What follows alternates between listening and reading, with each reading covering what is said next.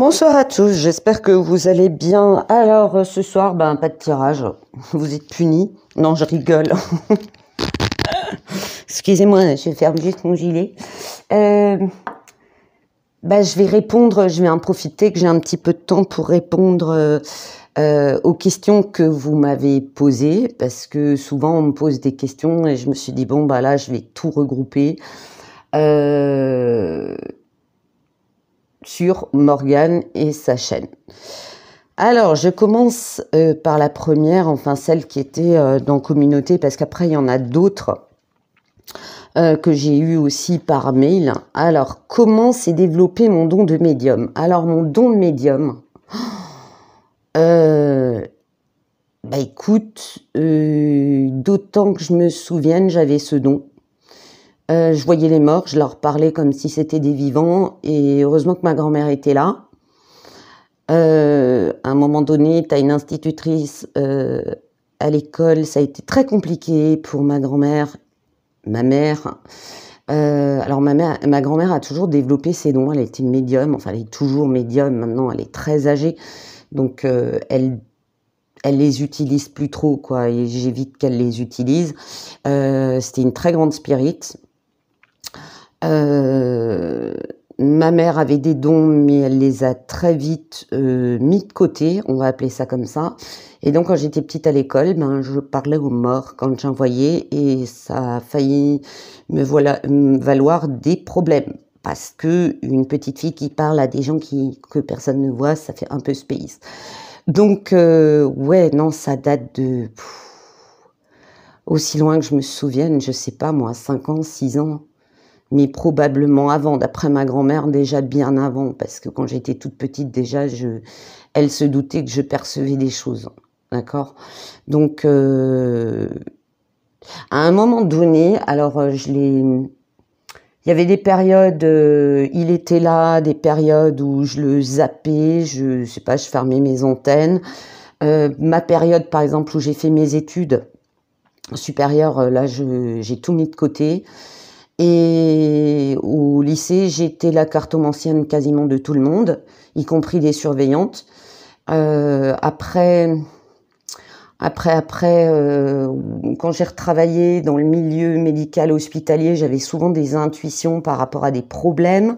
En plus, j'avais un patron qui était extrêmement intuitif et je le soupçonnais d'être médium aussi. Après, je suis tombée sur un patron qui était de confession juive, qui était très spirituel, donc là, c'était carrément de nouveau autre chose. Mais j'ai toujours eu, si tu veux, même quand comment dire, je peux pas dire exploiter, même quand je n'utilisais pas mon don de médium, j'avais toujours des gens autour de moi pour me rappeler ce que j'étais. Et j'ai fait des rencontres, mais hallucinantes dans ma vie, quoi. Dans d'autres pays, parce que j'ai eu la chance de voyager, j'ai rencontré des gens franchement, des médiums, des cartomanciens, des voyants, des sourciers, des chamans, dont une vraie chamane amérindienne. J'ai rencontré tout, partout, tu vois. Donc, mais il y avait des fois, ouais, je le mettais un peu en stand-by, tu vois. Donc, comment il s'est développé? Petit à petit, toute petite. Mais c'est vrai que ma grand-mère, quand elle m'a vraiment expliqué ce que c'était, parce que quand tu dis, mais je comprends pas pourquoi les gens, ils voient pas les gens que moi je vois. Faut déjà expliquer ce que c'est que la mort, les plans parallèles et tout, quand t'es toute petite. Franchement, il m'est arrivé la même chose avec mes enfants. Alors, ma fille l'exploite un peu, mon fils pas du tout. Après, ça viendra pas, hein. C'est sa vie, c'est son choix. Voilà, mais c'est vrai que ma fille, c'était un peu comme moi, tu vois. C'était un peu comme moi. Et du coup, je me suis rendu compte que ce que c'était pour ma grand-mère. Ma mère voulait pas trop qu'on en parle, mais ma mère, c'était une histoire, c'était une expérience un petit peu... Ouais, il y a eu un truc pas positif et du coup, elle a bloqué les choses. Après, elle m'en empêchait pas, mais c'est pas qu'elle voyait ça d'un mauvais œil, mais du coup, elle avait beaucoup de réserves par rapport à ça. Donc voilà, C'est tout un truc, hein, je t'assure. Il y a des fois, je dis, j'aimerais bien ne pas avoir de don, du tout.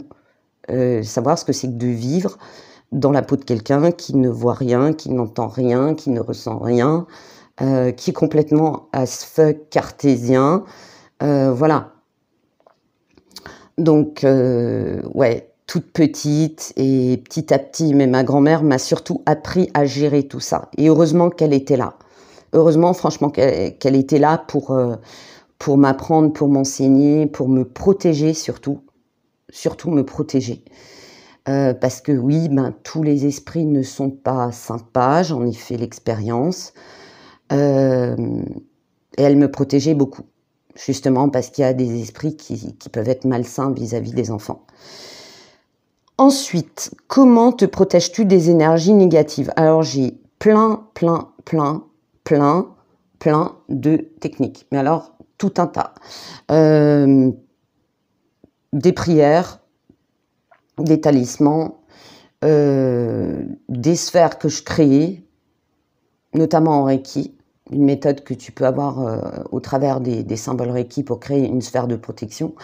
Je pourrais pas toutes les énumérer, quoi. Mais le truc que je dis souvent et que d'autres personnes, à mon avis, vous disent sur des chaînes YouTube et ailleurs, c'est surtout qu'il faut beaucoup purifier, se purifier, fuir les sources de négativité, ne serait-ce que par des films, des émissions, des trucs dark.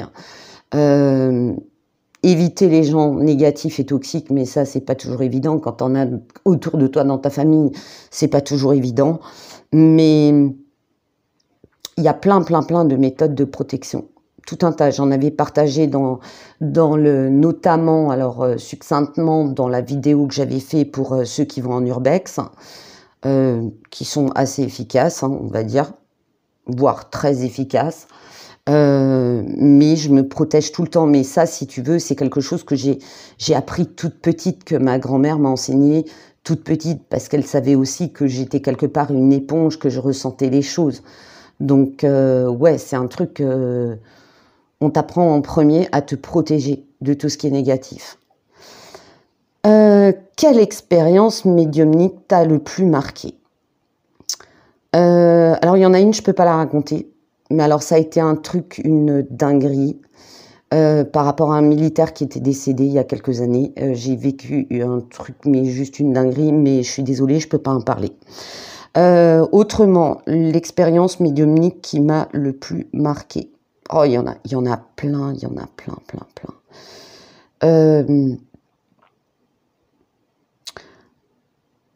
Un message par rapport à un défunt.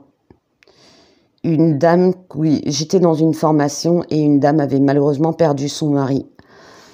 Et je connaissais pas bien, j'avais vu ce monsieur juste une fois, genre bonjour, ça va, ouais, ça va. Et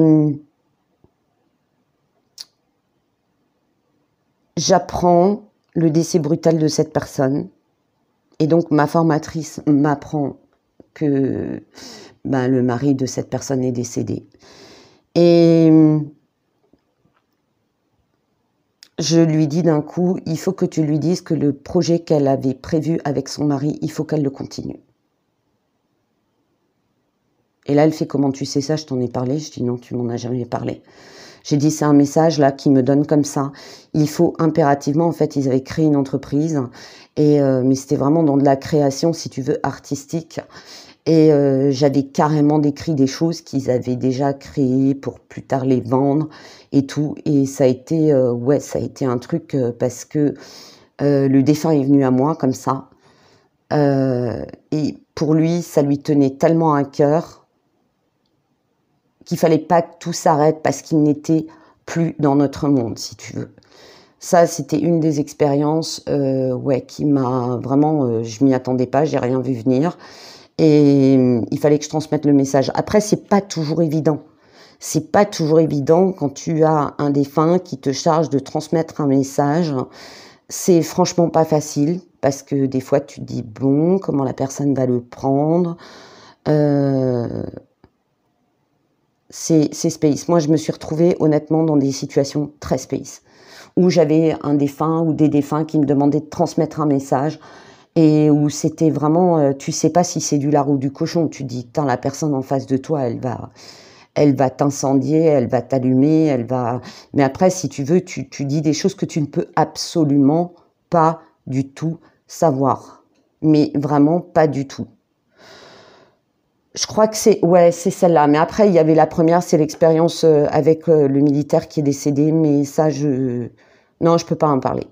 Ça, je peux vraiment pas en parler. Mais ça, c'était vraiment la number one. Et c'est une histoire, c'est juste une... Franchement, c'est une dinguerie. Donc, voilà. Ensuite, les origines de ta motivation et orientation spirituelle, chamanique et druidique. Alors, les origines de ma motivation. Alors, si tu veux, moi, j'ai grandi dans une famille, mais alors, ultra croyante, mais vraiment, hein, du pur chrétien catho. Donc, si tu veux, j'ai connu mon arrière-grand-mère, donc c'était la prière du soir, c'était aller à l'église. Je m'ennuyais royalement dans une église, c'était juste... Je te faisais l'inventaire de tout ce qu'il y avait au mur, la déco, les trucs, mais j'étais pas du tout connectée dedans. Il y avait un truc aussi qui peut paraître bizarre, c'est que je n'ai jamais supporté de voir le Christ sur la croix, depuis toute petite. La première fois que j'ai découvert ça avec mon arrière-grand-mère, j'étais choquée. Comment peut-on mettre quelqu'un sur une croix avec une couronne d'épines et cette expression de souffrance, j'en ai pleuré. Et mon arrière-grand-mère, la première fois, elle comprenait pas pourquoi je pleurais. Je fixais la croix et je pleurais. Et en sortant, elle me dit, qu'est-ce qu'il y a? Je dis, mais pourquoi est-ce que le monsieur, on le laisse sur la croix alors qu'il a mal? Mais ça m'avait traumatisée. Et depuis, si tu veux, Jésus en statue, ça ne me dérange pas. Une croix, ça ne me dérange pas, mais Jésus sur la croix, pour moi, ça colle pas. C'est vraiment, c'est petite, mais c'était comme si je sentais sa souffrance, c'était atroce. Bon, j'avais pas les stigmates et tout, parce que là, je crois que mon arrière-grand-mère, elle m'aurait emmené cache au Vatican, faire des expertises et tout. Mais voilà, donc j'ai grandi vraiment dans un truc, dans un milieu croyant, catholique, mais qui avait un esprit, si tu veux, extrêmement ouvert, puisque ma grand-mère était spirite, donc la fille de mon arrière-grand-mère était spirite, enfin, est toujours spirite. Non, elle fait plus de spiritisme du tout. Elle ne communique plus avec les défunts. Elle a encore un petit peu des trucs de médium. Quand tu lui racontes un truc, elle fait « Oui, il va se passer ça et ça. » Ok, mamie, pas de problème, je prends note.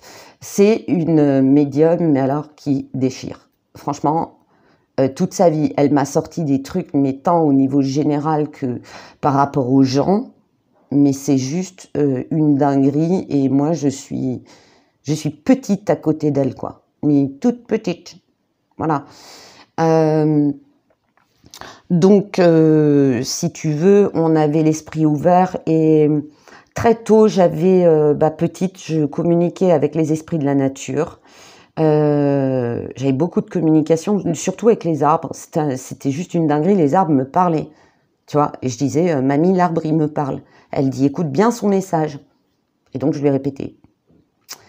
Et comment j'en suis venue au chamanisme? Ça m'a pris vers la vingtaine, ça m'a pris. Ouais, 20 et quelques années. J'avais eu la chance de voyager, de rencontrer du monde. Et de rencontrer en premier une chamane amérindienne. J'ai eu un court contact avec un chaman originaire de Sibérie. C'est extrêmement intéressant. J'ai beaucoup aimé son approche des esprits du vent, notamment, comme messager.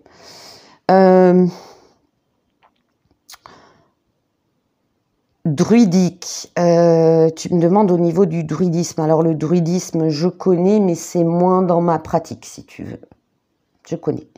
Je connais beaucoup de choses en ésotérisme. Pourquoi? Parce que j'ai été modératrice très très longtemps dans un forum où on traitait d'ésotérisme, de spiritualité. Donc j'ai découvert plein de choses, hein. Mais alors toutes sortes de magie. mais alors vraiment de tout, tout, tout. On parlait aussi de religion. C'était extrêmement intéressant. Franchement, il y avait du level, hein. Notamment, je me rappelle d'un monsieur qui se prénommait Georges, juif espagnol, et qui nous parlait de la Kabbale. Et c'était franchement, c'était passionnant, quoi. Si tu veux, c'était vraiment passionnant. Et donc là, on a vraiment de tout appris. J'avais aussi fait des textes à l'époque sur l'angéologie, parce que forcément, arrière-grand-maman, elle est passée par là. J'étais passionnée par les anges, j'avais contact avec les anges. Mon ange gardien mérite une médaille, la Légion d'honneur, la médaille du mérite, parce que le pauvre, j'en ai fait voir de toutes les couleurs. Il a dû avoir très chaud, parce que je suis casse-cou. J'ai pas peur de grand chose, et en général, quand il y a une catastrophe, je cours vers la catastrophe pour savoir si je peux sauver des gens. Ouais, je suis effrayante de ce côté. Mais même mon mari, des fois, il me dit, tu fais peur. Donc, quand je vois qu'il y a une catastrophe, un accident, n'importe quoi, faut que j'aille voir, faut que j'aille aider, tu vois. Et je me suis quand même mise au travers de ça en danger, quelquefois. Donc voilà. Ouais, je suis très, très ange, très archange. Je m'intéresse à toutes les religions, mais j'en ai appris de toutes les religions. Et j'ai pas fini du tout. Le druidisme, si tu veux, ouais, je l'ai survolé, mais c'est pas trop ma pratique. Moi, c'est plus le chamanisme. Donc voilà, j'espère avoir répondu à ta question. Comment les proches l'ont accueilli? Ben forcément, tu sais, entre une grand-mère médium spirit, une grande-tante cartomancienne, un grand-père géobiologue sourcier, qu'est-ce qu'il y avait encore?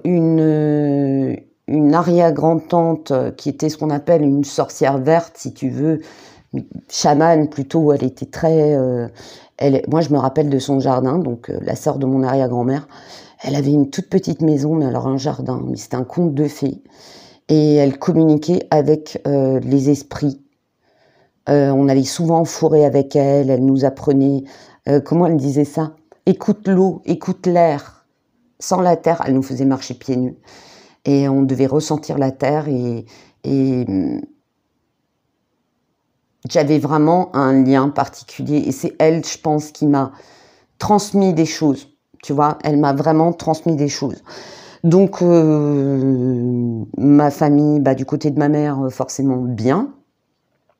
Parce que quelque part, il y avait que ça de ce côté-là. Du côté de mon père, alors, c'est 50-50. T'as une partie qui est archi méga cartésienne, mais plus cartésien, tu meurs. Le monde des esprits, le chamanisme et patati et patata, la voyance, tout ça, bullshit pour eux. Mais ce qui est le plus drôle, c'est que mon oncle a développé ses capacités de médiumnité qu'il avait complètement bloquées grâce à sa seconde femme. Ça m'a bien fait rire parce que, si tu veux, dans le troupeau de cartésiens, d'un coup, bingo, un médium qui sort de là, tu vois. Et en discutant avec mon oncle, je lui ai dit, mais c'est venu comment Et alors, mon oncle, quand je lui ai... Parce que du côté de mon père, fallait pas parler de ces trucs-là, tu vois. Tu te faisais mettre en boîte d'un autre monde. Et quand c'est sorti, grâce donc à ma deuxième tante par alliance, je lui dis, mais comme ça, d'un coup, bingo, t'es médium. Il fait, non, je l'ai toujours été, mais tu connais notre famille, on peut pas en parler. Donc voilà, donc du coup, ouais, ça a renforcé les liens avec mon oncle. Sa deuxième femme, je m'entends très bien avec, et très très bien avec sa sœur. Voilà, donc voilà comment ça se passe. Parmi mes proches, alors parmi mes amis, j'ai des amis, ils y croient pas du tout. Donc j'en parle pas, ils savent que voilà, je tire les cartes, que je suis médium et tout. Mais on n'en parle pas, je leur en parle pas, donc ils m'en parlent pas, donc tout le monde est content. Il y a beaucoup de gens à qui, si tu veux, l'extérieur de la famille, j'en parle pas. Je n'en parle que quand les gens, je vois qu'ils sont ouverts de ce côté-là. Puis alors après, tu as des surprises. Hein. Quand tu commences à discuter avec les gens, c'est « Ah ok, d'accord ». Tu vois, du coup, tu te dis « Yes !» Quelqu'un qui est comme moi, qui me comprend. Mais je pense que ça doit être, tu vois, le cas d'autres médiums, cartomanciens, voyants. Je pense qu'on vit tout ça. Tu as des gens autour de toi ou dans ta famille, c'est genre, ouais, mais non, mais les esprits, ça n'existe pas. Tirage de cartes, c'est bullshit. C'est des conneries. La voyance n'existe pas. Donc voilà, bah, tu fais avec. Tu fais avec. Après, moi, j'ai de la chance, j'ai des amis, ils y croient pas, c'est pas leur truc. Mais si tu veux, ils m'acceptent. Ils m'acceptent comme je suis. Et moi, je leur impose rien. C'est-à-dire, j'en parle pas, ils en parlent pas, tout le monde est content. Donc, on parle de la pluie, du beau temps, de l'actualité, on s'énerve bien dessus. Mais, voilà. Tu vois, comme ça, on est tranquille. Ensuite, quel instrument de musique je voudrais jouer? Oh, alors là.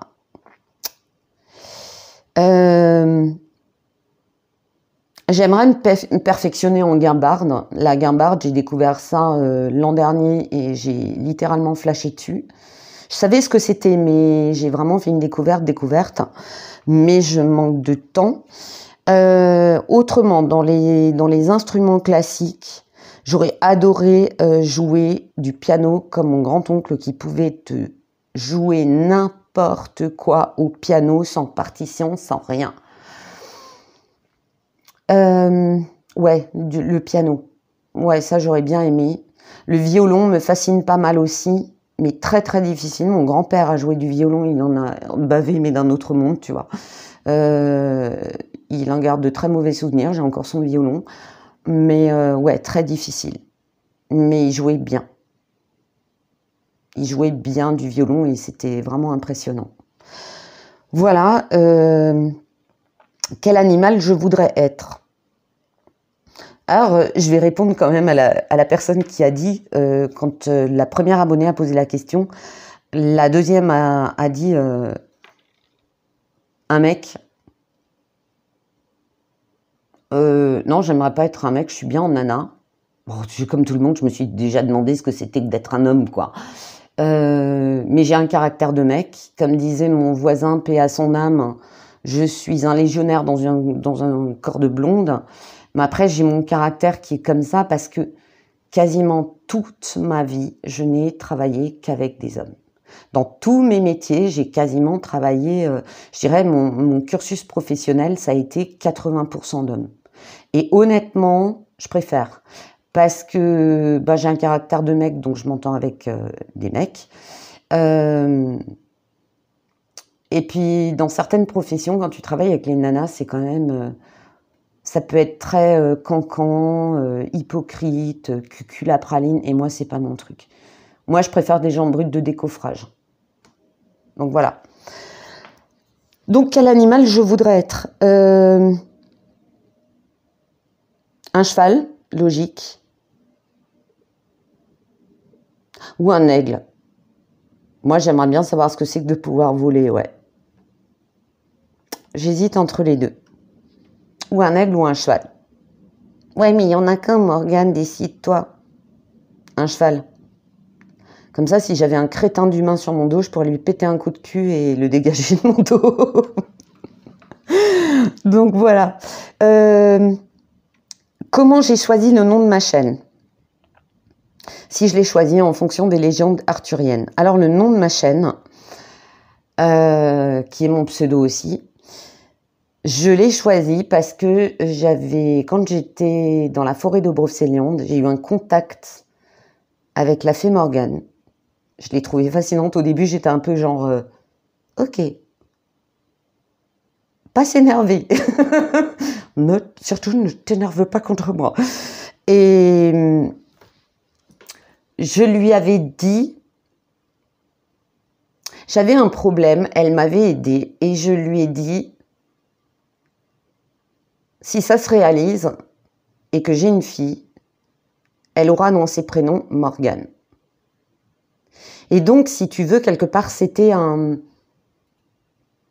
Elle a tenu sa promesse j'ai tenu d'ailleurs la mienne, puisque un des deuxièmes prénoms de ma fille est Morgane. Mais j'ai voulu, vu les thèmes que j'abordais, la nature, les pierres, le monde spirituel, la médiumnité, tout ça, c'était aussi un petit hommage pour elle. Et donc j'ai nommé ma chaîne Morgane la Fée.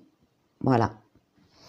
C'est pas la seule chaîne apparemment qui s'appelle comme ça, mais je sais pas si les autres personnes elles l'ont nommée parce qu'elles aussi elles ont rencontré la Fée Morgane et que voilà il y a eu un petit accord et un petit échange avec elle. Voilà. Comment je tire mes cartes? Ah ouais, non mais comment je tire mes cartes? Non mais trop les puristes, ils vont me haïr, ils doivent voir déjà mes cartes, les miennes, les faites maison. Ils doivent dire « What the fuck? C'est quoi ces cartes? Elles sont trop grandes. » Franchement, si vous créez des cartes, les faites pas trop grandes, hein, parce que les petites mains comme moi, alors moi je me suis misclic, mais complètement. J'ai pris des cartes que j'avais achetées comme ça, précoupées. Et bon, c'est pratique, tu as de la place pour dessiner dessus, mais alors après, pour les battre, nom de Dieu. C'est une autre histoire. Hein. Déjà, je critique les autres cartes que j'ai achetées ou qu'on m'a offert et qui sont grandes, mais alors moi, j'ai battu tous les records. Et oui, bah, tu sais, moi, j'ai commencé à tirer les cartes. J'avais 11 ans, j'ai commencé avec la triade de ma mère. Ma mère avait, je sais pas si on lui avait offert ou elle l'avait acheté, elle avait la triade. Non, pas la triade, qu'est-ce que je raconte? Ouh là là, le Béline. Et donc, j'ai commencé avec le Béline. Ensuite, j'avais le jeu de cartes classique, le 32. Attends que je me rappelle, après j'ai eu le tarot de Marseille, le vrai, l'authentique.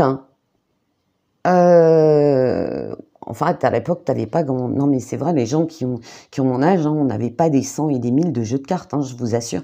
Et après, j'avais le Lenormand. Et voilà, c'était les jeux que j'avais et je n'avais que ça.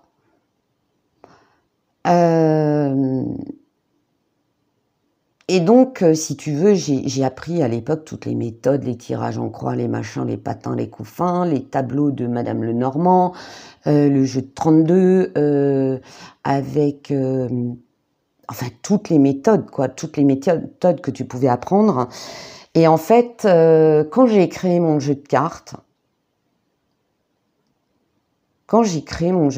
je me suis dit, je vais faire autrement.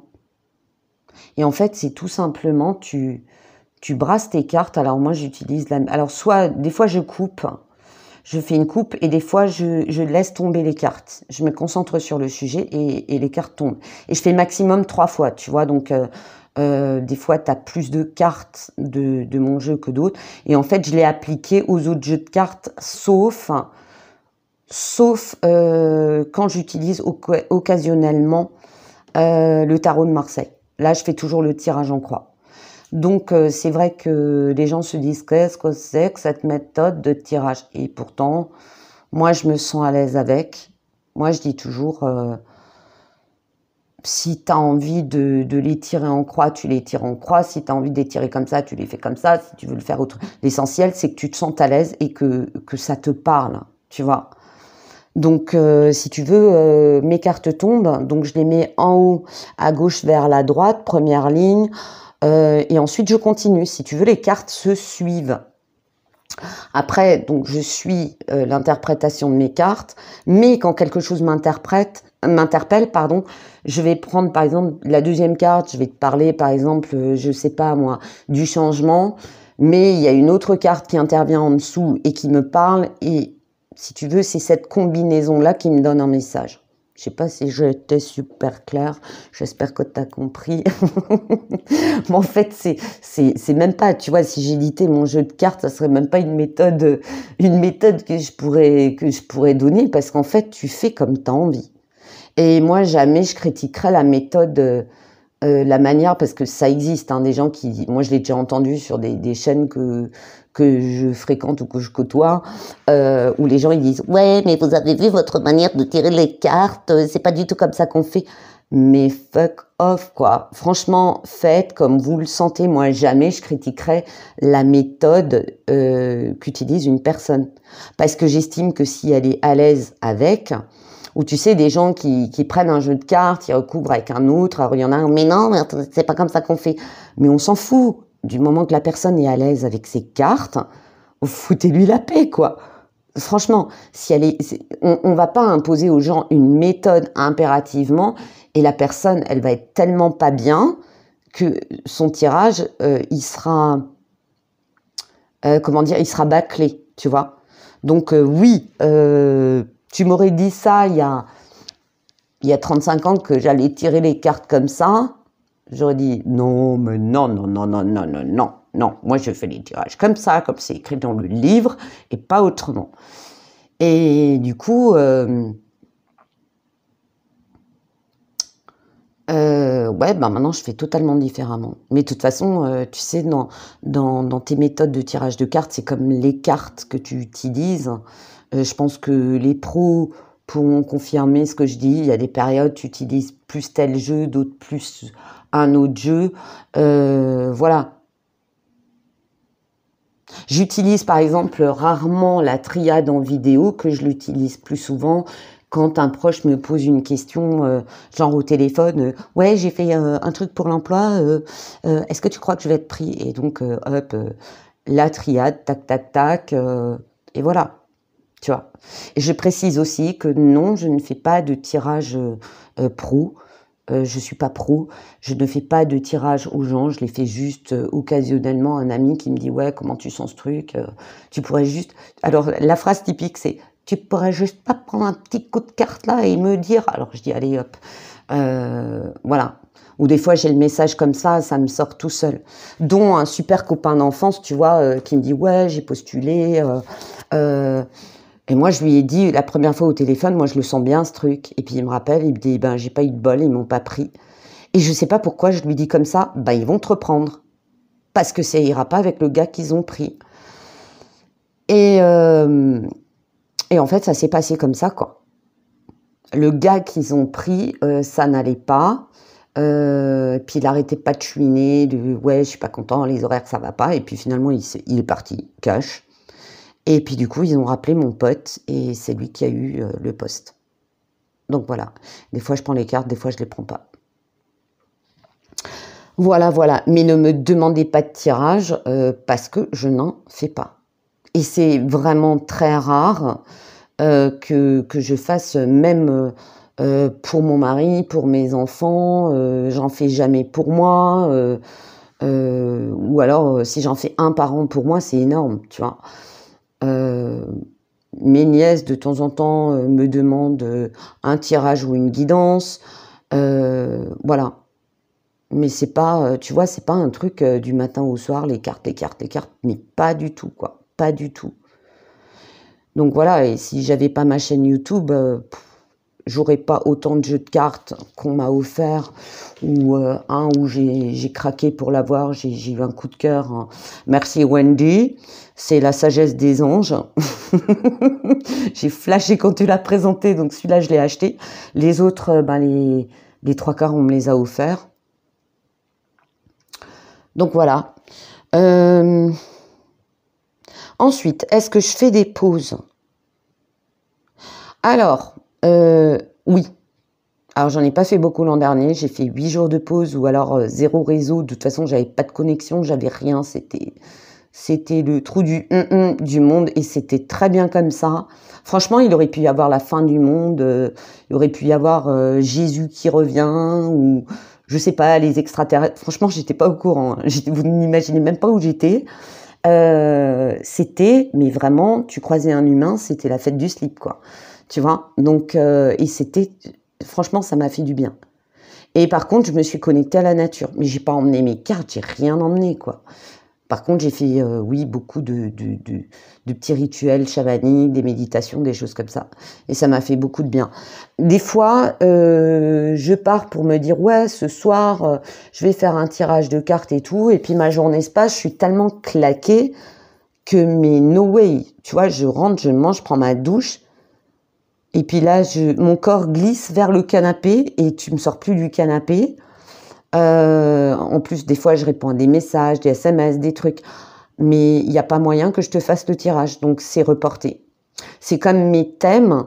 je les prends au feeling, surtout les thèmes un peu compliqués. Je les fais quand je les sens. C'est pour ça que des fois, c'est complètement dans le désordre. Après, ça suit sur 2-3 thèmes proposés. Voilà. Mais il faut vraiment que j'ai... si je suis vraiment archi claquée, je vais pas te faire un tirage. Des fois, je suis un peu fatiguée, mais je sais que ça passe. Il n'y a pas de problème. Mais quand je suis vraiment crevée, et comme toujours au printemps, toute la saison du printemps, j'ai énormément de travail, mais alors un travail, c'est une dinguerie. En ce moment, ça vire à la dinguerie, donc c'est vrai que vous avez moins de tirages. Après, quand je sens qu'il y a des énergies vraiment pas bonnes, ou que moi je suis énervée, ou que voilà, je suis pas motivée, je les fais pas parce que systématiquement, j'ai testé 1 ou 2 fois, j'ai réécouté ma vidéo, j'ai fait OK, poubelle, c'est de la merde. Ou alors, je m'énerve sur un sujet, je le vire, je le refais pour être zen parce que j'ai pas envie de vous contaminer avec ma colère. Et des fois, c'est des fois c'est borderline, quoi. Donc voilà. Ouais, je fais des pauses. Je fais des pauses tirage. Alors, il y a des fois où j'ai genre le week-end tout pluvieux, tout pourri. Je vais faire un tour avec Salem, qui n'aime pas la pluie parce qu'elle a les oreilles en deltaplane, parce qu'avec ses côtes d'autoroute, ça devient très vite désagréable.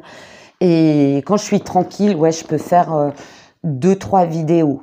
Tu vois, je peux faire 2 tirages, plus un truc plante ou un truc pierre. Et après, je bénéficie de ça parce que je vais les programmer. Je programme beaucoup de vidéos. Ok. Donc voilà. Il y en a une qui m'a demandé quel âge j'ai. Alors, je vais avoir 54 ans cette année. Eh ouais. J'aimerais bien inverser les chiffres 45. Allez. Donc voilà. Ouais, je sais, c'est indiscret. Non, mais c'est... Non, mais je l'ai déjà dit, je crois, en vidéo. Hein. Ok. Donc voilà. Si je suis réceptive aux entités, un peu mon neveu. Alors, je vois pas toujours des trucs depuis petite. Hein. Ah, depuis petite. Depuis petite, il y a des trucs où je ressens des entités. Je me rappelle une fois, j'étais avec une amie visiter son nouvel appartement. Oh my God. J'ai dit, elle l'a vu, je tirais la tronche, j'étais les yeux un peu, tu sais, genre, je regarde fixement à droite, fixement à gauche, je bouge plus, je commence à voir la chair de poule. Je dis, écoute, tu fais comme tu veux, mais tu seras pas seule dans cet appartement. Hein. Ou alors, on fait le ménage. Et encore, j'ai eu un ami qui a vécu à Strasbourg, dans le quartier de la Gare. Je crois qu'il a vécu 1 an et demi là-bas. Dans un immeuble, il y a eu des catastrophes, des trucs horribles. Ah, ça a été l'enfer. Hein. Ça a été l'enfer. Et lui, il est parti, et petit à petit, tout le monde est parti. Parce que ça allait crescendo. Et si tu veux, le mal attirait le mal. Les situations désespérées s'empilaient. Et à la fin, c'était quasiment invivable, quoi. Donc voilà. Alors, une autre question. Est-ce que tous les médiums sont chamans? Tous les médiums peuvent être chamans, mais tous les médiums n'ont pas d'intérêt pour le chamanisme forcément, tu vois. On a, à partir du moment où tu es médium, tu peux avoir une sensibilité, mais il faut avoir l'affinité avec ça. Si tu ne l'as pas,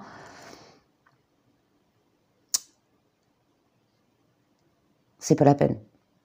Si tu l'as pas, c'est pas la peine. Mais si par exemple, tu as un événement où il y a des chamans et tu emmènes un médium, fort possible qu'il capte des trucs, fort possible qu'il puisse entrer en transe, fort possible qu'il puisse s'insérer dans un groupe de chamans. Même s'il ne connaît pas les pratiques, les machins, c'est quand même, on va dire, un plus.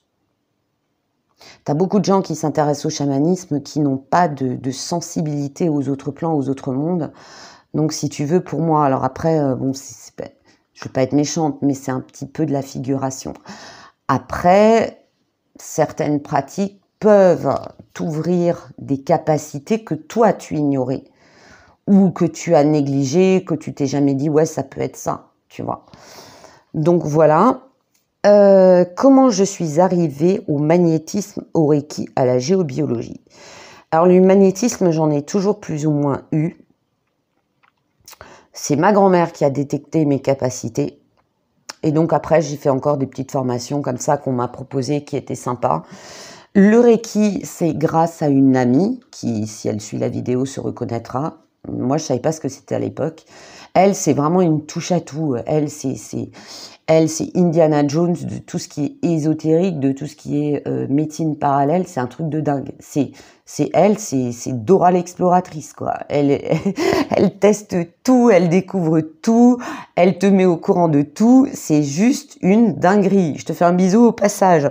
Et donc, à l'époque, elle allait se faire soigner en Reiki. Et elle me dit, oui, il faut que je t'emmène chez une dame, elle est géniale et tout. Et je dis, ok, bah écoute, on va organiser un rendez-vous. Et j'avais fait un soin. Alors bon, elle avait détecté que j'étais médium, elle avait détecté que j'avais des capacités en magnétisme.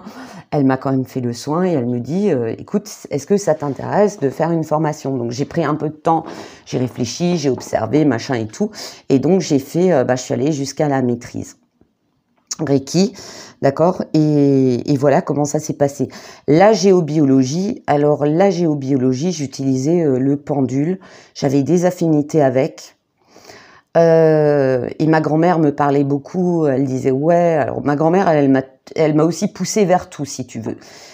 Parce que mon grand-père, donc mon grand-père maternel, je l'ai pas connu, il est décédé quelques années avant ma naissance, et alors lui, c'était the géobiologue de sa ville. Genre, il a retrouvé des gens, il a trouvé des sources. Quand il construisait des maisons, il détectait les sources. Enfin, lui, il était archi connu. Et je l'avais déjà dit dans une vidéo, quand la gendarmerie perdait son chien, c'était lui qui le retrouvait sur une carte avec un pendule, le truc. Donc, il a été appelé un nombre incalculable de fois, parce que le chien, il se barrait, quoi. C'était Joe la Malice, dès qu'il pouvait se barrer de la bagnole, de son chenil, du bureau, il se barrait, il allait courir la belette. Et donc à chaque fois, quand il s'en sortait pas, ce berger allemand, c'était mon grand-père qui était chargé de le retrouver, quoi.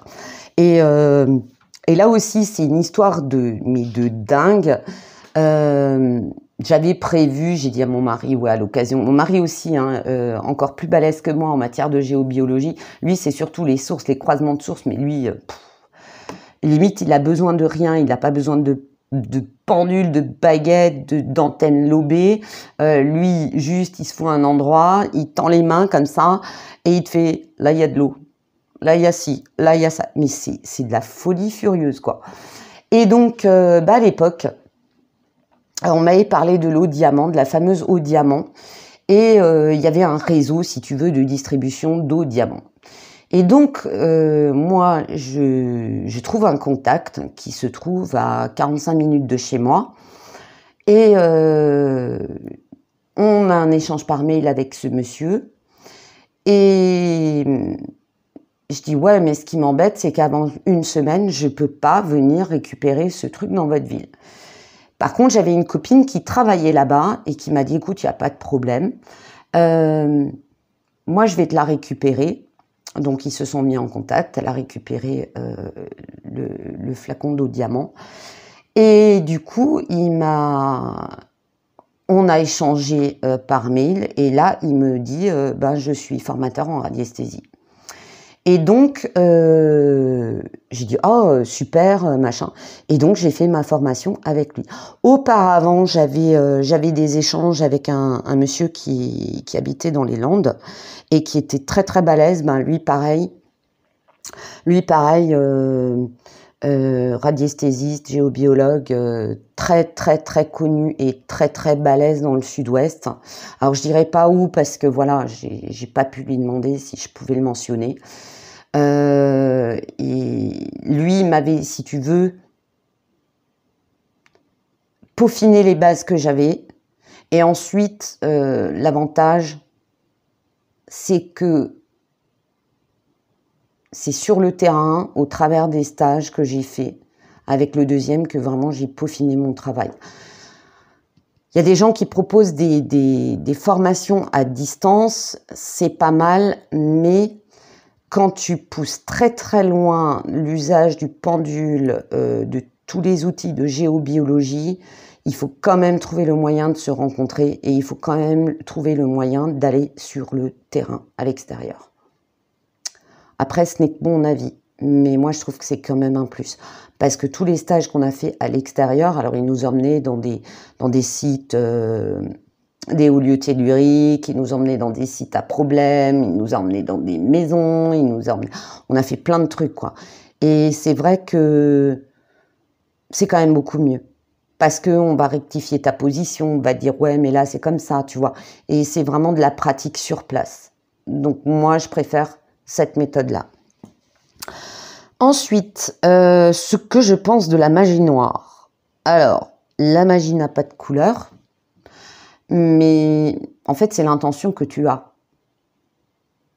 Je vais dire, alors moi, sur le forum où j'étais modératrice, il y avait une nana qui était modératrice aussi, qui pratiquait la magie luciférienne, qui était une nana, mais super adorable, qui n'aurait pas fait de mal à une mouche. Après, je lui ai dit, hein, je pense que je peux dire son prénom. On l'appelait Daph, ok, donc vous devinez son prénom. Et Daph, c'était une fille en or, elle était adorable, mais je lui disais toujours, toi, tes petits trucs, c'est pas ma came, mais on s'entendait super bien, quoi. Et je vous assure qu'elle aurait pas fait de mal à une mouche. Elle était contre le fait qu'on fasse du mal, mais si tu veux, dans cette pratique, t'as à boire et à manger. Déjà, il y a plusieurs types de magie, plusieurs pratiques, plusieurs écoles. Enfin, c'est un truc immense, c'est un domaine immense. À côté de ça, t'as des nanas, ouais, genre la Vika, toute mignonne, toute gentille, je fais de la magie blanche, mais elle va te faire un rituel pour que sa meilleure pote, elle sorte avec Kevin à tout prix, parce qu'il faut que ce soit Kevin et pas un autre. Pour moi, celle qui fait de la magie noire, c'est celle qui prétend être une gentille vicane qui fait de la magie blanche, ok. Et c'est pour ça que j'avais partagé Enfin, on m'a partagé et j'ai repartagé ce documentaire sur cette nana, Danaï, et puis ces gens de la télé-réalité. Alors moi, j'ai pas du tout suivi l'histoire, où apparemment, elle a fait des trucs pour que les gens y soient choisis. Et puis après, apparemment, c'est parti en sucette, enfin, d'après ce que j'ai compris, parce que je suis pas du tout. Et moi, ce qui m'a un peu, alors, on va dire franchement agacée, c'est dire, je crois au karma, mais je suis pas responsable. Alors, je vais dire une chose cocotte, c'est que si tu es responsable, parce que on te fait la demande, oui, le demandeur a la responsabilité, mais toi, tu as la responsabilité parce que tu fais ce qu'on te demande de faire, et que en plus, tu laisses faire ou tu fais faire, enfin, ou tu fais des trucs crades. Moi, la personne, et je vous l'avais déjà raconté à l'époque, on m'avait demandé de faire un rite chamanique. Alors ça m'a fait hurler de rire, je me suis dit le gars, mais il est complètement à l'ouest, il a rien compris. Il m'a demandé de faire un rituel chamanique, ou alors il m'a dit, ouais, tu fais un truc de magie, t'as qu'à prendre un bouquin, mais bien sûr. Bon, alors je la connaissais, hein, puisque je la connaissais en théorie au travers du forum, hein. J'ai appris plein de trucs. Et il me dit, bah, je te donne 3000 francs, à l'époque 3000 francs, pour que ma copine revienne. Je te l'ai envoyé buller d'un autre monde, alors que je peux te dire honnêtement, les 3000 francs, ça m'aurait vachement mis du beurre dans les épinards. Mais je ne peux pas. Non, je suis désolée, on ne lie pas de force de personne. Et ça finit toujours mal. Moi, j'ai appris que le meilleur pote d'un de mes ex, bah, il a fait ça avec... moi, je savais pas qu'on pouvait faire de la magie avec le Belin. Alors ça, je savais pas du tout. Et il y avait on va dire une sorcière ou une mage. Elle a pris ce jeu, elle a fait un truc avec leurs photos. Et les deux cartes du Belin étaient collées ensemble avec leurs photos. Je sais pas quoi, ce qu'il m'a expliqué. Moi, j'avais des yeux, il m'a raconté ça au restaurant. J'avais des yeux comme des soucoupes, l'air de dire n'importe quoi. Et ben, 5 ans après, ils ont divorcé. Tout ça pour ça. Et quand il m'a dit, oui, j'ai divorcé de ma femme, machin et tout, j'ai dit, bah, tout ça pour ça. J'ai dit, quand on se pointe à un mariage en étant habillés tous en noir, même la mariée, je vous jure que j'ai eu un choc. Hein. Ah ouais, elle est arrivée au mariage. Je sais pas, tu fais un mariage à la mairie, t'as un tailleur crème ou pastel ou blanc. Ah non, tout en noir. Et je regardais mon ex à l'époque, je fais, c'est pas de très bon augure tout ça. Et si tu veux, tu voyais jamais vraiment de l'amour de la part de la fille. Il voulait à tout prix cette fille et tout ça pour ça. Et dans l'histoire, ils ont quand même eu un gosse. Donc voilà, non, moi c'est non, no way, tu vois. Alors quand cette personne, elle dit ouais, moi je suis pas responsable, je suis pas responsable. Si t'es responsable, tu acceptes. Quand des gens te proposent de la merde et de faire du mal, tu dis non, non, il n'y a pas moyen. Voilà. C'est extrêmement, moi je trouve ça mais extrêmement grave, mais c'est l'horreur, forcer deux personnes à être ensemble, même ouais, je vais être le premier dans la télé-réalité, et si ton destin c'est pas ça, moi je suis sûre qu'il y en a au jour d'aujourd'hui dans la télé-réalité telle qu'elle soit, ils regrettent déjà d'être allés là-dedans. Alors oui, il y en a apparemment, ils gagnent plein d'argent. Ok, mais à quel prix?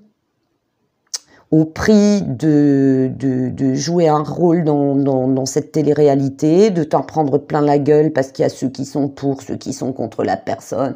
Ouais, puis elle, c'est une garce, et puis lui, gna gna gna. Déjà, non. Ouais, tu gagnes plein de fric, et alors? Et alors? Est-ce que ces gens sont heureux? Parce que apparemment, il y a pas mal de drama là-dedans. Alors, ils sont ensemble, ils sont plus ensemble, ils font un gosse, ils divorcent, et puis l'autre, c'est mon ennemi, et puis elle m'a trahi, et bla bla bla. Mais c'est bullshit, ça c'est réellement bullshit, c'est de la merde. Et ce qui est plus malheureux, c'est que bah, t'as des jeunes qui regardent ça. Ah bah si c'est ça votre vision de la vie, mes pauvres, va falloir faire quelque chose. Et moi, je suis contre les téléréalités, quelles qu'elles soient, parce que je trouve ça... Déjà, il y a plein de trucages, tout le monde le sait. C'est truqué du début à la fin. Alors toi, tu as le rôle de la méchante vilaine, ça... toi, t'es le gros toi, t'es la gentille, toi, t'es l'innocente, et gna gna gna. Et non mais, allô, quoi. Non mais, allô, quoi. Ouais, tu gagnes plein de thunes, mais tant que t'es jeune et beau et que t'as pas de rides, mais après, tu sais, t'es du consommable jetable, hein. Au bout d'un certain temps, même si t'as la jeunesse éternelle, les gens, ils se lassent de toi. Donc tout ça pour ça. Et c'est peut-être pas ton destin du tout. Et alors quand se mêle à ça la magie de « Ouais, alors Kevin est avec Jessica ou je sais pas quoi et qu'il y a de la sorcellerie là-dedans, non mais c'est un vaste foutoir. C'est grandeur et décadence, c'est Babylone, c'est n'importe quoi. Voilà, moi c'est ce que j'en pense. Donc non, non. Non, il n'y a pas moyen de faire du mal aux gens. L'autre, l'extrait que j'ai vu, j'ai été choquée. Oui, alors je veux qu'il soit pieds et poings liés. Je veux qu'il souffre, qu'il n'ait pas d'enfant, qu'il n'ait pas de femme. Non mais, oh. Déjà, la nana, faut qu'elle aille en psychiatrie, hein, parce qu'elle a un problème. Hein. Je sais pas ce que vous en pensez, mais elle a un grave problème. Pour être rageuse comme ça, non mais c'est hyper grave. Et dites-vous que, ouais, ça a dû inspirer des vocations et ça a dû inspirer des gens de se dire, ah bah tiens, si je ne l'obtiens pas, je vais aller voir une sorcière. Easy. Donc voilà. Après, je pense qu'il y a il y a peut-être des sorciers ou des sorcières qui sont intelligents, qui disent, écoute, cocotte, t'as juste un... Alors moi, je vais te donner le rituel qui marche vachement bien, va voir un psychologue ou un psychiatre, parce que quand tu me demandes de tuer ton adversaire, là, c'est que t'as vraiment un problème. Vous voyez ce que je veux dire? Donc moi, non, moi, c'est... Non. Alors, ça me dégoûte, ça m'a dégoûté, ça m'a énervé. Mais je l'ai regardé jusqu'au bout, mais pas le 2. Parce que ça m'a trop énervé, ce truc. C'est abject. Et je me dis que tu m'étonnes que le monde parte en vrille si, imaginez, demain, tout le monde fait de la magie. Mais tout le monde. Toute la France, Et moi je veux ci, moi je veux du beau temps, ah ben non, moi je veux de la pluie, moi je veux tel mec, 15 personnes qui veulent le même mec, et vas-y qu'on y va à coup de rituel et tout. Oh, c'est l'horreur, c'est l'horreur. Ou alors tu fais ta demande, que ce soit dans l'équilibre des choses. Je sais pas, la personne, par exemple, elle veut un boulot. Et elle va te dire, je veux tel boulot. Parce elle veut à tout prix travailler dans cette grosse boîte où tu gagnes bien de l'argent et tout. Parce que elle a une image idéale de cette entreprise, mais en fait, si ça se trouve, et elle ne le sait pas, dans ce truc, elle aura un poste, elle sera bien payée, mais elle sera bloquée, elle n'aura pas d'évolution, elle va finir dans une voie de garage, l'ambiance est complètement pourrie, elle va finir par sauter par la fenêtre de désespoir. Non, non, tu fais pas un rituel, tu fais un rituel où tu trouves un travail, tu cites pas de boîte, tu prends un travail qui te plaira, où tu seras épanoui, où tout se passe bien, où tu as la sécurité de l'emploi et où tu es payé correctement. Tu vois ce que je veux dire? Mais tu vises pas un truc en particulier. Et les choses feront que, dans ta demande, et tu le fais toujours dans le respect et l'équilibre universel, c'est-à-dire tu vas pas faire virer une personne d'une boîte pour que toi tu aies sa place. Parce que c'est grave de faire des choses comme ça. Enfin, moi, c'est mon point de vue. Après, t'as des gens qui ont de la morale et d'autres qui n'en ont pas. Après, faut pas non plus... moi, j'avais l'impression dans ce reportage que les gens, ils consultaient cette nana, ils étaient prêts à cracher 2000, 3000, 5000 euros. Alors, ça m'a fait rire, l'histoire des clous et de son vaudou. 5000 euros les 5 clous, ça fait 1000 euros le clou. Moi, dans ma tête, je me suis dit, putain, j'espère qu'ils sont en argent, tes clous, parce que je veux bien qu'il y ait la crise, mais faut pas déconner, quoi. Tu vois? Voilà. Après, cette nana, elle a l'air d'hyper aimer le pognon, donc elle a trouvé des bons pigeons. À un moment donné, c'est un peu la solution de facilité. J'ai pas envie de faire d'efforts. Allô, ma sorcière, tu peux me faire un rituel pour ci, pour ça. C'est n'importe quoi. Mais moi, je trouve que karmiquement, et du point de vue de l'équilibre des choses, c'est hyper grave. L'équilibre universel, c'est hyper grave. Tu modifies ton karma, tu modifies le karma des autres. À un moment donné, quand il y a un reboot, ça fait mal. Et moi, je vous le dis par expérience, je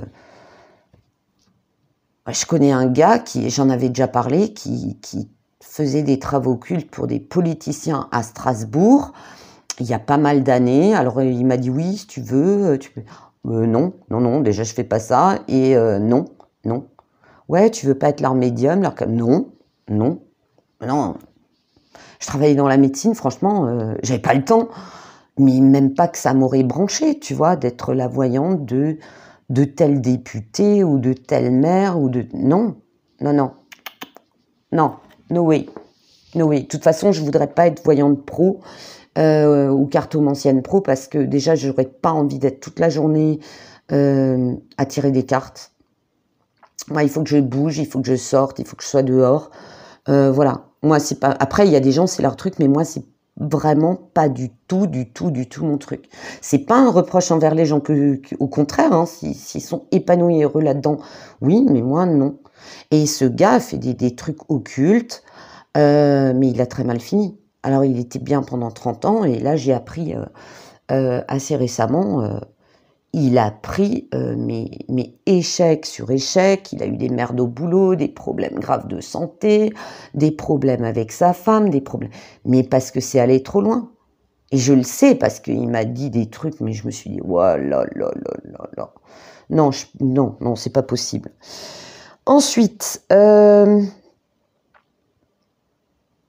est-ce que mes capacités m'aident dans mon métier? Alors au niveau de la nature, oui, parce que mes ressentis m'aident des fois à ressentir par rapport ou me mettre en connexion avec certains esprits de la nature. Ça m'a par exemple, moi je pensais que c'était une maladie, telle maladie ou telle carence, et en me connectant aux esprits de la nature, j'ai appris que c'était entièrement autre chose.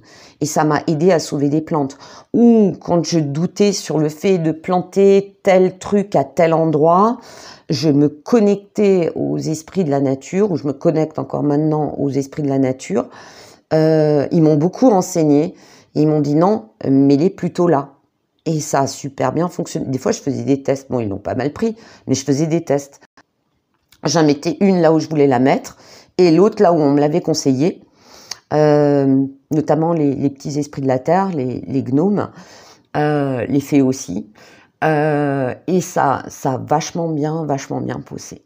Après, je les sollicite pas tout le temps non plus, hein. Faut pas pousser, quoi. Mais ça m'est arrivé en cas de doute de me connecter à eux et de me dire voilà, j'ai un problème. Il faut que je sauve cette plante. Souvent, c'est des arbustes. Et je partais sur une maladie ou sur un truc et tous les symptômes collaient. Mais c'était borderline, si tu veux, dans les symptômes, dans la symptomatique, dans le truc, tu disais, waouh, ça peut être ça, mais ça peut aussi être ça. Et si j'utilise ça, il va y avoir un problème avec l'équilibre de la terre et de la plante et de ça. Et quand je me connectais à eux, j'avais, ouais, ça marche bien. Ça marche très, très bien. Ensuite, quel est mon plus grand défi dans la nature ? Empêcher des catastrophes, empêcher, il y a des fois des terrains que... Alors moi j'aime bien ça, c'est des terrains où c'est vraiment l'horreur, c'est des anciens terrains industriels, c'est des anciens trucs tout pourris. J'ai quand même eu un site Céveso où c'était, si tu veux, bien pollué dans la terre. Bon, il y a eu un nettoyage de fait, hein, quand même, il y a une dépollution de fait. Mais si tu veux, après, on nous a foutu de la terre. Franchement, c'était... Tu voyais le prix du camion, c'était juste abusé. Et c'était quand même compliqué. Et on a réussi à faire un endroit. Les gens, ils ont halluciné. Les gens ont franchement halluciné. Après, moi, je fais Je te fais pas des jardins de Versailles, je te fais pas des jardins japonais, moi j'aime bien le truc où tu as des plantes de la région, où même tu as l'opportunité d'avoir des plantes qui sont menacées et de permettre de nouveau un développement. Ça c'est vraiment... Après le défi personnel, bah, c'est de battre mon propre record d'avoir planté plus de 600 arbres en 2012. Bon, pour l'instant j'en suis à 15.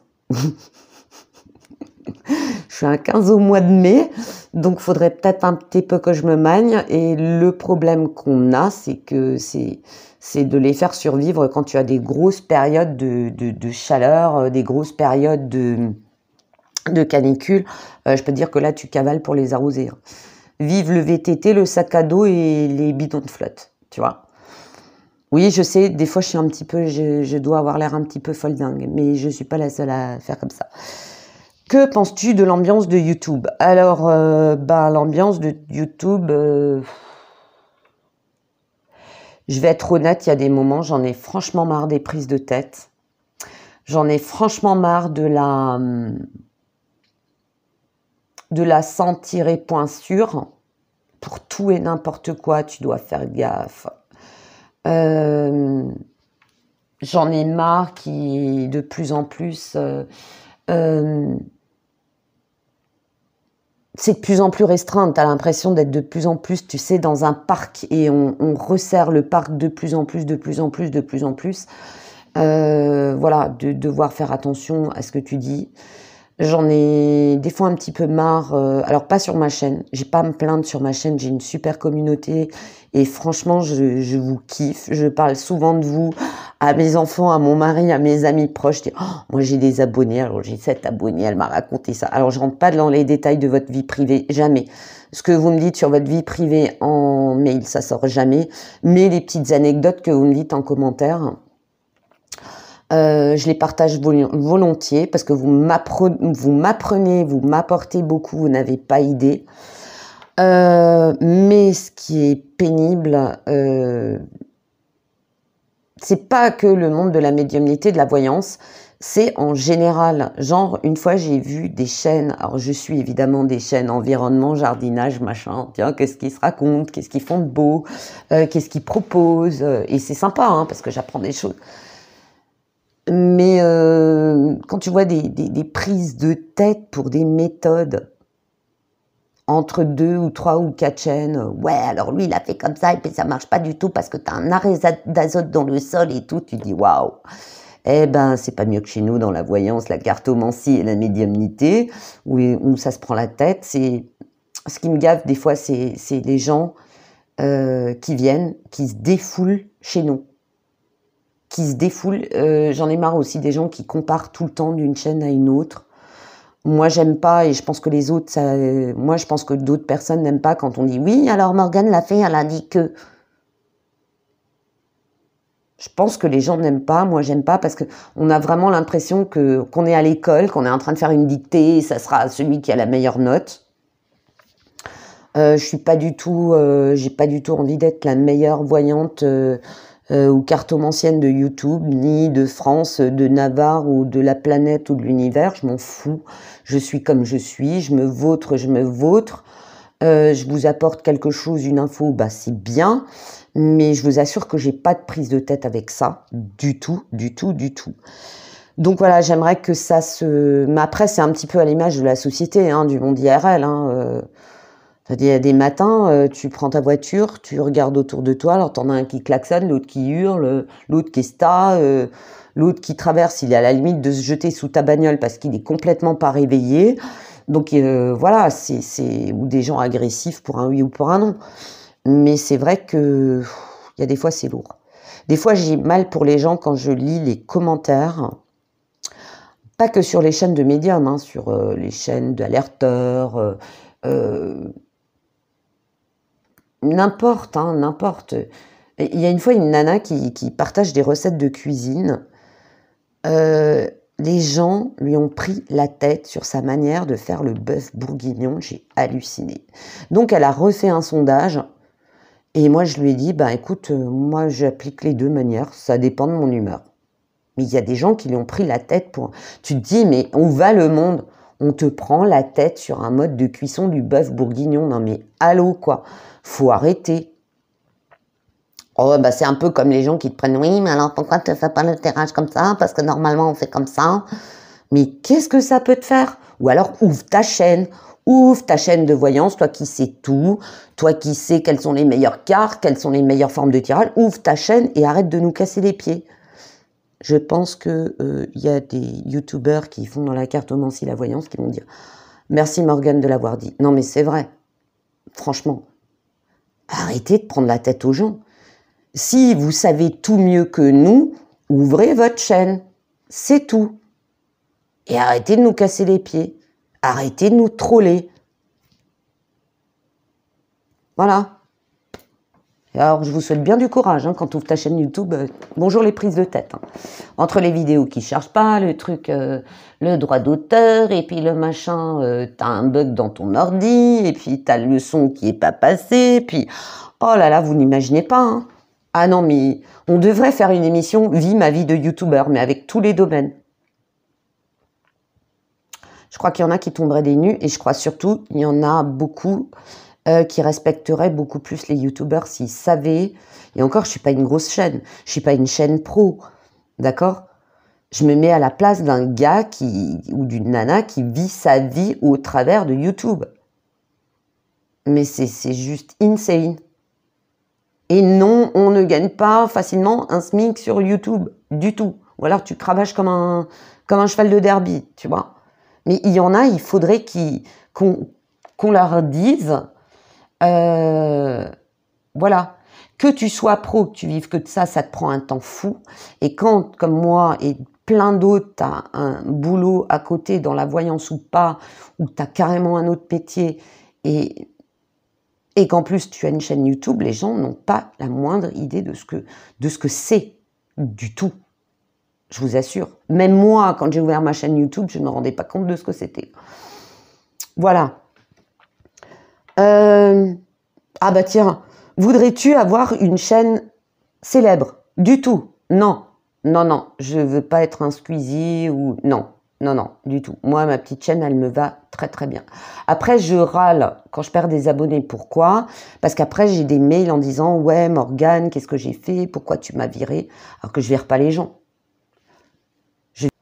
Pardon, il y a eu un petit bug. Non, je vire pas les gens. C'est très rare. C'est rare que j'ai des trolls et c'est très rare que je vire les gens. Très très rare. Déjà, j'ai viré aucun de mes abonnés. Sauf le troll qui s'est abonné, bah tiens donc, il s'est abonné il y a 2 jours et puis il m'attaque sous toutes les coutures. Bon bah moi c'était drôle mais dégage, pour de bon. Voilà, mais c'est vrai que moi ça m'embête vis-à-vis des gens. C'est comme ces commentaires que les gens, je n'arrive pas à les liker, j'arrive pas à leur répondre. C'est frustrant pour moi, c'est frustrant pour eux. Et c'est un problème, moi je pense que Internet n'existera plus, que YouTube n'aura jamais réglé le problème. C'est comme ça. Ensuite, quelles sont tes meilleures expériences YouTube et les pires? Les meilleures, c'est d'avoir rencontré des gens franchement formidables, mais vraiment. Des vidéos où je me suis éclatée. Non, j'ai vraiment rencontré, ils se reconnaîtront hein, tous. Après, il n'y a pas que des chaînes de voyance, hein, je côtoie d'autres chaînes. J'ai rencontré et j'ai eu des échanges en privé notamment, mais formidables. On a même eu des échanges en commentaire, mais alors des barres de rire, quoi. Où après, on a continué la discussion en privé, on est parti, mais en vrille, mais à se bidonner d'un autre monde. Après, il y a quelques youtubeurs qui ont mon numéro de téléphone, donc on a déjà eu des échanges où franchement... Alors, les gens s'imaginent que quand 2 youtubeurs s'appellent, ils ne parlent que de YouTube. Non, on parle de tout et de rien. On parle de notre job, de notre vie de famille, de notre chien, de notre chat, voilà, de plein de trucs. Et c'est, pour ma part, 80% de la discussion, voire 90%, ça va être autre chose que YouTube. C'est bon, on se le farcit déjà comme ça. Avec tout ce qui va tout ce qui est compliqué avec, c'est pas encore pour en parler dans une discussion. Donc les pires, c'est d'avoir été modératrice chez une personne malhonnête. Je reviendrai pas dessus parce que je suis pas, je dis ce que j'ai à dire. Je me donne 1 ou 2, voire 3 maximum droits de réponse et encore je suis sympa. Je cite pas la personne. Voilà. On a juste fait un live une fois il y a très longtemps où on a mis en tant qu'ancien modérateur les choses au clair, mais après moi, tu sais, je suis passée à autre chose. Je suis pas après, je dis ce que j'ai à dire et après ciao. Et après c'est fini. Je cherche plus à savoir, je cherche plus à comprendre. Je m'en fous, je passe à autre chose. Le pire du pire, mais c'est... Alors ça m'a poursuivi sur YouTube et ça a démarré sur Facebook, c'est du harcèlement. Ouais, là ça a été... Là tu te dis que la personne, et après je l'ai découvert à droite à gauche par des trucs, parce que des gens connaissant l'histoire m'ont informé, quand tu te fais passer pour quelqu'un que tu n'es pas, dans un live, pour une personne où tu as tout inventé, quand tu envoies des SMS de menaces, tu fais appeler des autres, tu donnes ton numéro aux autres, et puis on donne ton numéro aux autres, et puis les gens t'appellent, oui, t'as intérêt de ci, t'as intérêt... Toi, tu vas te calmer parce que tu vas te retrouver convoqué au commissariat d'un autre monde. Et après, la personne... Alors, c'était par vague. Il y a des moments où j'allais la paix, et d'un coup, pouf, ça recommençait. Tu te disais, voilà. Donc, ouais, ça, c'était vraiment le pire du pire des expériences que j'ai vécues. Je vais te dire, depuis 1997, non, 97, 98, je sais plus, où j'ai fini sur Internet par être modératrice.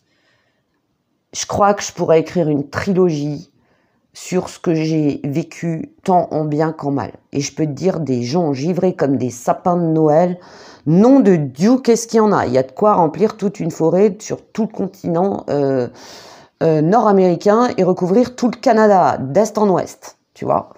Voilà. Mais le pire, je le mets de côté, je l'évite, je le zappe. Tu déposes une plainte. De toute façon, tu es harcelé, tu déposes une plainte, point barre. Tu reviens pas dessus. Tu fais jamais marche arrière parce que ton harceleur, jamais il te lâchera tant qu'il sera pas puni. Voilà. Et encore, il y a eu des cas où ça a continué.